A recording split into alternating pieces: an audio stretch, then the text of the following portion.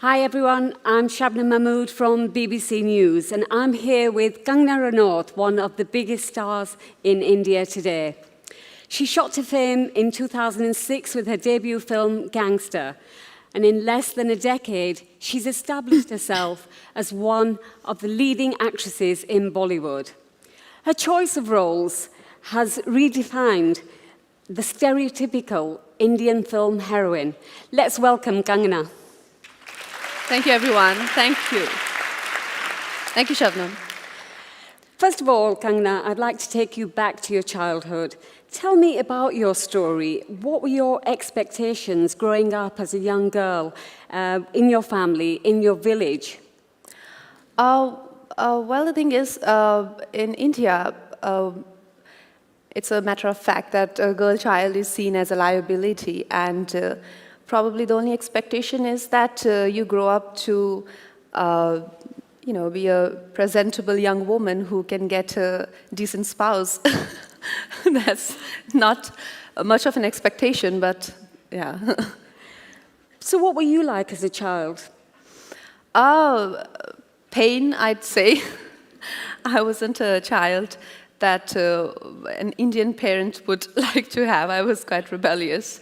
And I didn't see myself as, I guess my family saw. I didn't see myself as a liability. I didn't see myself as someone who is, whose purpose of life is just to find a good enough husband who can take care of her. I saw myself as much more than that. You said rebellious. What kind of things did you do as a child? I think I was quite confident of myself, and I had a mind of my own. I liked the fact that my father had a lot of expectations from my brother, and I probably wanted to be that person who he could be proud of, and who could, who could be her own hero. So, yeah, that led to many incidences, including my running away from my house, I guess. Before we come to that, just wanted to ask you a little bit more about your family. Was it a very traditional family? Was there a lot of, the male members of your family, were they treated with favoritism? Yes, I won't say it was an exceptional Indian family. That is pretty much how it is everywhere, where, you grow up in a very, very protective environment. Which can sometimes lead to a little bit of suffocation also. It can just be a little too protective sometimes. Were your family sort of like, they had favoritism towards your brother? Yeah, like I said, in India, a girl child is seen as a liability, so naturally a girl child isn't that celebrated for sure. So what eventually pushed you to leaving home? Like I said, that quest, that understanding of your own self, that confidence that you carry in yourself, that you're a lot more than people think you are, and you want to prove that, and you want to find yourself, and you want to be a lot more than you're believed that you are. So probably that quest. It can't have been easy though. Yes, I've struggled for 10 years. Yeah, that's quite long. What was the opposition like then when you made that decision to leave home? Well, my parents gave me an easy option that if you are gonna, go your way, so there's the highway, and you can probably expect no funds and no support, which I think was legitimate, because, I think that was a fair option. Was there one particular incident that led to you leaving home? Your father was quite angry with you. Yes, I think I left. I just refused to go to school, and I'm like, I can't do science. I don't want to be a doctor. And he's like, then what would you be? And I'm like, I don't know. So he's like, don't you think you should? I said, give me a year and I would find out. And he's like, I have no money to spend on these sort of hobbies of yours. And I'm like, sounds fair. So you left home, yes. and you went to a big city like Mumbai. What was that like when you first arrived there? No, no fairy dream or story, nothing like that. It was quite harsh. And, I was nothing like I am today. I couldn't speak a word of English. And in England, people might be understanding of that, but in Bombay, they're not very forgiving. If you don't speak English, how do you expect to work in Hindi films?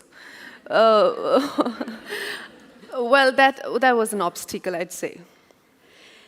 You overcame that obstacle, but you overcame many obstacles because it wasn't easy to establish yourself. What did you want to do the minute that you arrived in Mumbai? Did you think, I want to be an actress? Or did you have to go through various stages like, modeling? Oh, yes, various stages, various auditions. I ended up sleeping on the pavements, and I didn't have food to eat. And my father would call, he's like, so did you learn your lesson? I'm like, no, you better get ready to learn yours. So it took way too long, and I think for him to learn his lesson 10 years, he's like, okay, fine. But I think I finally made my point clear. But yes, it was just one of those ordinary struggling stories where you're, there's a string of incidences or accidents, one after the other, one worse than the other, and then you're like, am I in a bad dream, or it's just... so yeah. You're known for being very honest and very outspoken to the media. You're a great role model for the modern, independent Indian woman who goes against the traditional norms. How important is that for you? Well, honestly, I really don't know how to be any other way. I mean, I find a lot of pride in being who I am, and that was the case from my childhood. Like I said, my parents saw me as someone else. They saw me as someone who was a liability, but that didn't change my understanding of my abilities and myself. And when I came to Mumbai, they saw me as this village woman who had a weird accent and weirder appearance, I guess. But I didn't see myself like that. I thought of myself a lot more than just, I am a lot more than my appearance or my age or my color or my hair. And that is how I saw myself, and it'll never change. And why would I want to hide that? I let that be there. For people, sometimes they find it too much, sometimes they like it. I mean, that's just the way I am. What are expectations for girls now compared to when you were growing up? And that wasn't a very long time ago, was it?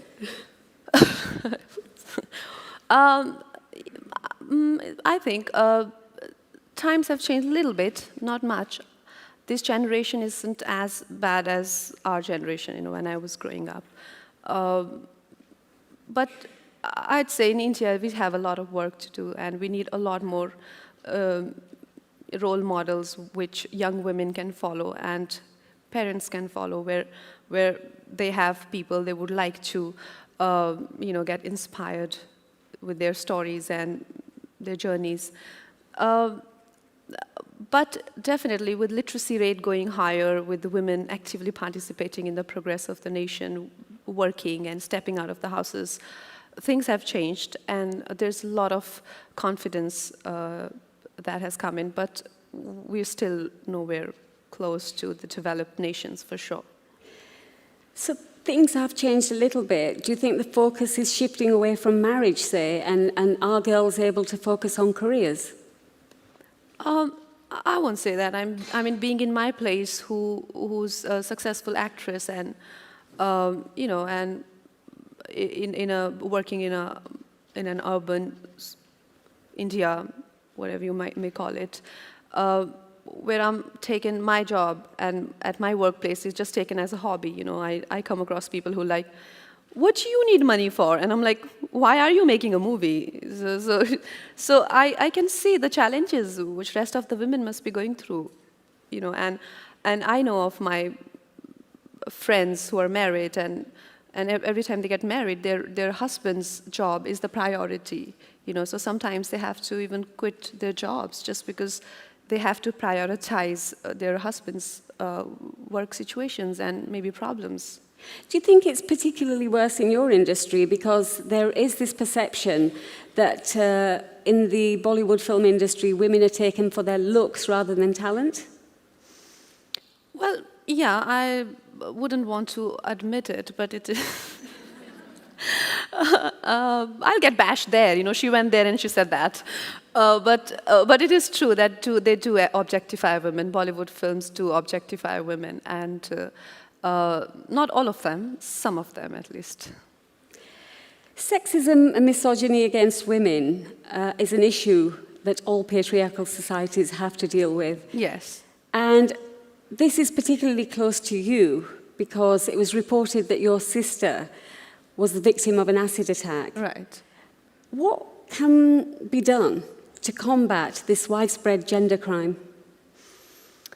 I don't know. I think I can just go on about it. But we first of all, as society, as people, try to single out India. That is the problem everywhere, where feminine as an emotion, feminine as a quality, it could be kindness, compassion, is seen as a weakness, where it is not.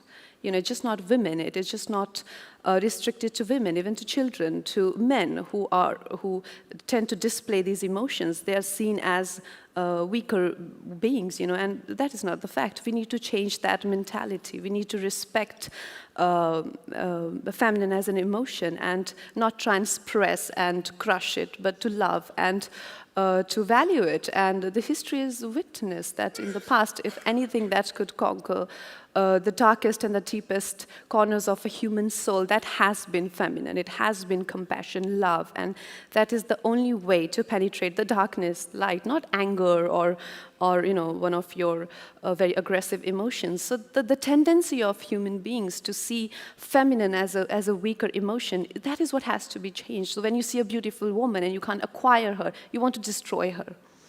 You know, so that needs to be changed. And like I said, it's not just a women problem, it is a problem of the world. Can Bollywood help in that? Yes, I think cinema is a beautiful medium. It reaches out to millions of people. And through films, we can give ideas out there. We can implant ideas in people's brains or mindsets, which can grow into significant things, you know, and which can bring about significant changes. Because of what you've been through, and you've stood up for yourself, what are your thoughts about what happened to Jyoti Singh, the 23-year-old medical student who was raped and killed on a bus in Delhi? Well, the thing is, a lot has been spoken about that, and a criminal is a criminal. A criminal doesn't have a religion or a nationality, do they? They're not even humans. They're not even entitled to be humans. So if you see, their tendencies, they probably would fit in animal kingdom, and animals don't have religions. So why to see criminals as people who belong to a certain, race or creed or religion? No, they don't have. They're not even humans. So there should be strict laws for animals like that, and they should be behind the bars and not left in the open like that to damage humans, I guess. That particular case received a lot of attention around the world. Do you think things have changed for women?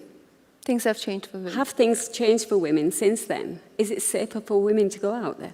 How do you guarantee that, how can you guarantee something like that? I mean, I wouldn't say that anyone can guarantee that sort of, though I would love to live in a perfect world like that, but we can only hope and try, and our sincere endeavors could hopefully lead us there. But it would be absolutely wrong if we tell our children that, okay, now we think it's completely a crime-proof world that we are a part of, and now go out and do what you like. I don't think that's achievable. Probably in my little understanding of the matters, I think that's a little impractical to hope, yeah. But there are a lot of women in India that are reluctant to report crimes like that. Yeah, I think that is the sad part, that as a woman you feel responsible and you're held responsible for an incident like that, and again, that comes from the fact that your birth as a girl child is not celebrated. If it's not a tragedy to a family, it's definitely a setback. So when you start from a point like that, it's very hard to find pride in your own self, confidence in your own being and in your own actions. So probably everything that you do is wrong. So even if you get teased or you get molested, was your fault and you were wrong. So I think that mentality has to change just so that these people can report and they can identify the animals we just spoke about, because they roam around everywhere. And it's not just in, not in every class. The crimes happen in all classes, Coming back to Bollywood, what is the future for female actresses? Are they going to be taken seriously? They're going to be taken seriously. Well, I don't think we need anyone's approval about what we do as actresses. I feel it's a lot more important for women to accept themselves as opposed to others accepting them. You can't be hoping to get others' approval on what you do. When I work in a film, I'm not seeking anyone's approval, So because they always start as, and I'm like, yeah, it is good, it's good, and they're like, yeah, it is good. So you got to be confident of who you are, and you can't really always, because others' opinion of you will always shift. Their perspective will keep changing. Like I said, when I started out, they dismissed me like a nobody. And today I am who I am because my understanding of myself never changed. So as women, we don't have to hope that we get our due. We need to get up and get it ourselves. Thank you. And finally, Kangana, what else is in store for you beyond acting? I have a couple of projects coming up. I'm starting a period drama called Rangoon, which is based in World War II. So I'm going to start filming for that. And then there are some biopics and regular film stuff.